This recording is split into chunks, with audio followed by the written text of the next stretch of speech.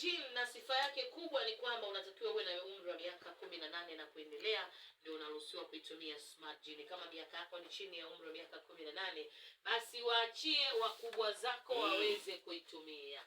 Sifa yake kubwa Smart Gin bana, haina mining'inio, tunasema haina hangover, haikwangui koo lako. Ukiamka asubuhi uko poa kabisa, yani unaweza kainywa leo Jumapili na kesho Jumatatu ukaenda kazini kama kawaida. Haina harufu mdomoni. Wenda una mke una mume hapendi kabisa harufu ya pombe, basi Smart Gin ndo pombe kali ambayo haina kabisa harufu mdomoni. Na sasa hivi soon to Smart Gin vodka zitakuwa mtaani kwako zikiwa na ladha ya pineapple, na utaendelea kuzifurahia kwa gharama ile ile ya shilingi 2000 tu ya Kitanzania, ikiwa kwenye ujazo wa mililita 200, na utaendelea kuzipata madukani kote. Mimi nikwambie tu kwamba kama ni mdau wa Smart Gin, endelea kuenjoy nazo, na najua unajua raha yake. Lakini pia kama ulikuwa hujaanza kuitumia Smart Gin, basi nikwambie karibu kwenye chama la watu ambao wanafurahia kinywaji chao upendwa kabisa cha Smart Gin. Na tukikwambia Smart Gin sungura, wewe unamalizia huko hapingwi.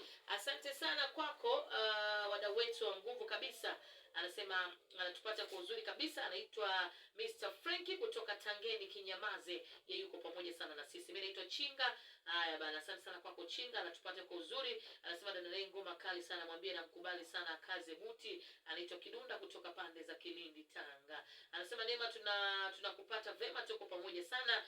Jafeti kutoka pande za Wea Korogwe anatupata kwa uzuri, mwambie jamaa ametisha sana. Koba Mlope kutoka Tununguo Kitope pale. Mimi naitwa Mahewa kutoka pande za Mkundi kwa Wagogo. Dada ngoma imetulia, ametisha, mkali ya kazi tu, mwambie uko poa, anajua kuimba, kikubwa kupambana. Tumsome kama Silva kutoka pande za Kasanga.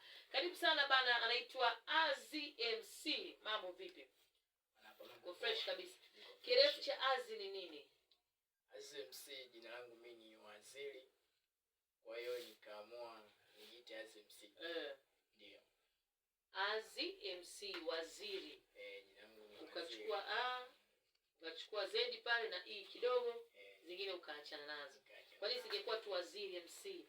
Hapana. Aidogi. Hapana, mashabiki zangu wenyewe pia akawapendi hivyo. Wakasema pendekeza nijiite Azi MC. Lakini Waziri kwa likupoa tu. Hiyo jina la mtaani. Ugono ulitoa libaki Azi. Huyu anaitwa Azi MC. Tuko nao hapa ni timu ya Profesa huwa na vijana wake ambao wanashirikiana nao, wanafanya nao kazi. Sasa moja kati ya watu ambao yuko nao pia ni pamoja na Azi MC, na ametuletea ngoma ambayo ngoma hajafanya peke yake, imekuwa korabu ya watu watatu hapa. Kuna Profesa mwenyewe 26 yuko Abukila na wimbo unaitwa Kaondoka. Sijui nini ambacho kiko ndani yake na ni kwa nini nyimbo imeitwa Kaondoka. Nani ambaye ameondoka huyo? Hii ni idea kama idea, kwa sababu nimetoa ngoma nyingi sana tofauti. Hiyo ni idea tu. Kwa sababu najua mashabiki zangu wanapenda nini. Au muombe shemeji. Hapana. Hiyo ni idea tu kama idea. Ilikuja tu. Ndio. Naondoka. Kaondoka sasa, kaondoka nani? Maana yake ni mpenzi kwa wale waliokuwa na wapenzi, kwa wapenzi wameacha. Kama ujumbe huo unafikia. Wewe ambaye umeachwa na mpenzi kaondoka, huu ni ujumbe ambao umeupata. Kwa nini uliwaza ushirikishe watu na ukutaka iwe ngoma yako peke yako? Kwa sababu ni wanajua sana. Kwa hiyo nikapendekeza nifanye nao kazi. Nikajua kabisa nikifanya nao kazi lazima iwe nzuri sana. Safi bana. Collab imekuwa ni ya watu watatu. Umo kwanza yuko Profesa, lakini pia yuko Abukila. Mistari ambayo ameimba wenzako yote ulitunga wewe, ukaambia utapita na verse hii, utapita na verse hii? Hapana. Tulifanya kama tunaamini niandike ngoma yangu, yani ni kama collab, niliwashirikisha. Maana yake mwanzo niliitoa lakini haijaenda vizuri. Kwa hiyo nikaamua niwashirikishe. Nikajua nikishirikisha ngoma itaenda vizuri. Okay. Ndio. Safi. Wewe umeimba verse, kuna mtu amepita labda na ile nini mnaita? Chorus.